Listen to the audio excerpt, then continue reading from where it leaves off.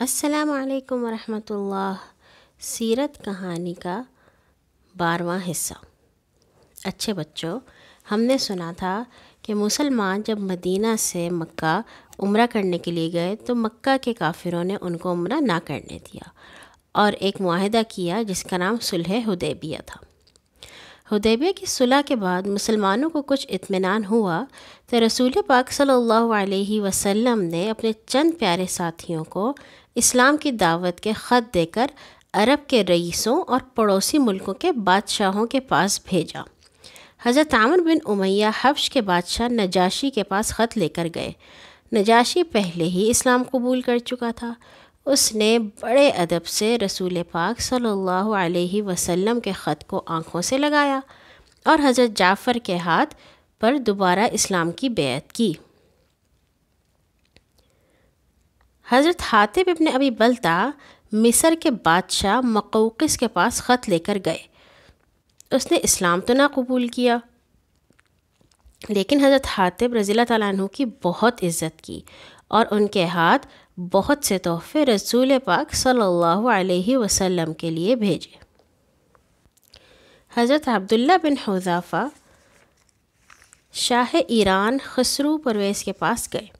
وہ بڑا ہی مغرور اور بدتمیز آدمی تھا۔ اس نے آپ صلی اللہ علیہ وسلم کے خط کو پھاڑ کر پرزے پرزے کر دیا۔ جب نبی صلی اللہ علیہ وسلم کو اس کی خبر ہوئی تو انہوں نے فرمایا کہ اللہ اسی طرح اس کے ملک کو ٹکڑے ٹکڑے کر دے گا۔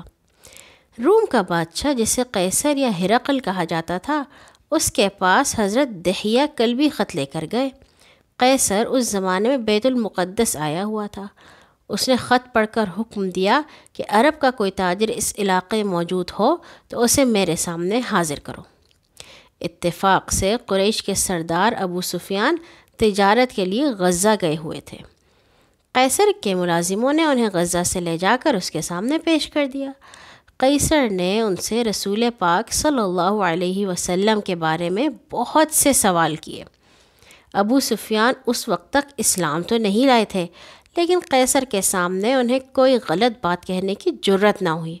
انہوں نے صاف صاف کہا کہ رسول پاک صلی اللہ علیہ وسلم کا خاندان نہایت عزت والا ہے، ان کے ماننے والے روز بروز بڑھ رہے ہیں۔ انہوں نے کبھی جھوٹ نہیں بولا۔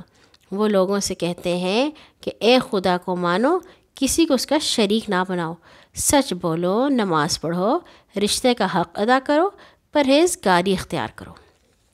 ابو سفیان رضی اللہ تعالیٰ عنہ کے جواب سن کر قیصر بول اٹھا کہ اگر میں وہاں جا سکتا تو رسول پاک کے پاؤں دھوتا۔ قیصر کی یہ بات اس کے درباریوں کو اچھی نہ لگی۔ اسے بھی ان کی ناراضگی کا پتہ چل گیا اور وہ چپ ہو گیا۔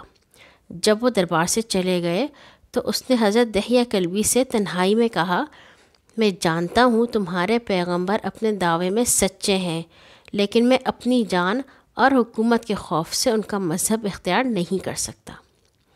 عرب کے جن رئیسوں کے پاس نبی صلی اللہ علیہ وسلم کے خط گئے، ان میں سے کچھ نے اسلام قبول کر لیا اور بعض اپنے مذہب پر قائم رہے۔ خطوط میں نبی صلی اللہ علیہ وسلم انہیں اسلام کی دعوت دیتے تھے، انہیں بتاتے تھے کہ اللہ ایک ہے، اسی کی عبادت کرو، مجھے اس کا نبی مانو اور آپس میں لڑائی جھگڑا نہ کرو، جھوٹ مت بولو۔ حجاز کے شمال میں خیبر کا شہر عرب کے یہودیوں کا بہت بڑا گڑھ تھا۔ وہاں انہوں نے 7-8 مضبوط قلعے بنا رکھے تھے جن میں 20,000 سپاہی رہتے تھے۔ بنو نذیر کے یہودیوں کو مدینہ سے نکالا گیا تو وہ بھی یہیں آ کر آباد ہو گئے۔ یہ لوگ اسلام کے سخت دشمن تھے۔ خندق کی لڑائی بھی انہی کی شرارت سے ہوئی تھی۔ اب وہ پھر عربوں کے ایک بڑے قبیلے غطفان کو ساتھ ملا کر مدینہ پر حملہ کرنے کی تیاری کر رہے تھے۔ رسول پاک صلی اللہ علیہ وسلم کو ان کے ارادوں کی خبر ملی تو آپ صلی اللہ علیہ وسلم نے 1600 یعنی 1600 مسلمانوں کو ساتھ لے کر خیبر پر حملہ کرنے کے لیے مدینہ سے روانگی اختیار کی۔ مسلمانوں نے خیبر پہنچتے ہی یہودیوں کے قلعوں کو گھیر لیا اور قلعے تو ایک ایک کر کے بہت جلد فتح ہو گئے، لیکن ایک قلعہ جس کا نام قموس تھا فتح ہونے میں نہیں آتا تھا۔ اس کا سردار ایک مشہور یہودی تھا جس کا نام مرحب تھا۔ وہ رسول پاک کے کئی پیارے ساتھیوں نے باری باری فوج لے کر اس قلعے پر حملہ کیا، لیکن کامیابی نہ ہوئی۔ ایک دن شام کو ہمارے نبی نے فرمایا کہ کل میں خدا اور رسول کے ایک پیارے شخص کو جھنڈا دوں گا جس کے ہاتھ پر خدا فتح دے گا۔ دوسرے دن صبح ہی صبح آپ صلی اللہ علیہ وسلم نے حضرت علی کو بلایا۔ حضرت علی کے اس وقت آنکھیں دکھ رہی تھیں اور وہ اپنے خیمے میں لیٹے ہوئے تھے۔ وہ حاضر ہوئے تو نبی صلی اللہ علیہ وسلم نے ان کی آنکھوں میں اپنا مبارک تھوک لگایا، جس سے ان کی آنکھوں کا درد دور ہو گیا اور وہ بالکل ٹھیک ہو گئی۔ پھر نبی صلی اللہ علیہ وسلم نے ان کو جھنڈا دیا، ان کے حق میں دعا فرمائی اور قموس پر حملہ کرنے کا حکم دیا۔ حضرت علی فوراً قموس کی طرف بڑھے۔ مرحب جوشیلے شعر پڑھتا ہوا خود ان کے سامنے آیا، لیکن حضرت علی نے تلوار کے ایک ہی وار میں اس نامی بہادر کو مار ڈالا۔ پھر وہ فوج لے کے آگے بڑھے اور یہودیوں کو ریلتے دھکیلتے قلعے کا دروازہ توڑ کر اندر گھس گئے۔ اس طرح قموس دیکھتے ہی دیکھتے فتح ہو گیا۔ اس کے ساتھ ہی خیبر کی لڑائی ختم ہو گئی۔ اس لڑائی میں 93 یہودی مارے گئے اور 15 مسلمان شہید ہوئے۔ فتح کے بعد رسول پاک صلی اللہ علیہ وسلم نے چند روز خیبر میں قیام کیا۔ یہودیوں کی شرارتوں کی وجہ سے مسلمانوں کو ان پر بہت غصہ تھا، لیکن نبی صلی اللہ علیہ وسلم بہت ہی رحم دل تھے، اس لیے انہوں نے یہودیوں سے بہت نرم سلوک کیا اور اس شرط پر صلح کر لی کہ یہودی خیبر کی آدھی پیداوار ہر سال مسلمانوں کو دیا کریں گے۔ جو مسلمان کافروں کے ظلم سے تنگ آ کر حبش چلے گئے، ان میں سے کچھ تو پہلے ہی واپس آ گئے تھے، باقی اس وقت واپس پہنچے جب خیبر فتح ہو چکا تھا۔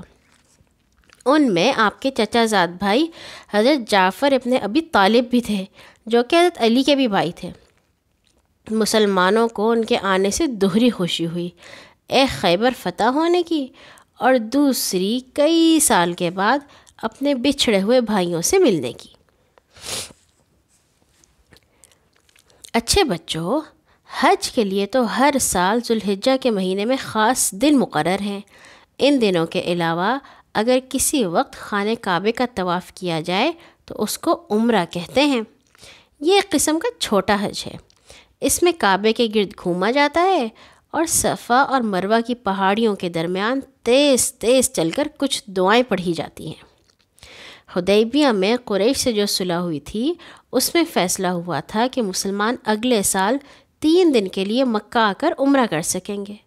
چنانچہ ذی قعدہ 7 ہجری میں رسول پاک صلی اللہ علیہ وسلم بہت سے مسلمانوں کو ساتھ لے کر مکہ تشریف لے گئے۔ قریش شہر سے باہر نکل گئے اور مسلمانوں نے بڑے ذوق و شوق اور دلی خوشی کے ساتھ عمرہ کیا۔ شرط کے مطابق 3 دن پورے ہونے پر نبی صلی اللہ علیہ وسلم مسلمانوں کو ساتھ لے کر شہر سے نکل آئے اور مدینہ کی طرف واپس چلے گئے۔ اچھا بچوں، آج کے لیے اتنا ہی۔ کل ہم آئیں گے سیرت کہانی کے 13ویں حصے کے ساتھ۔ اللہ حافظ۔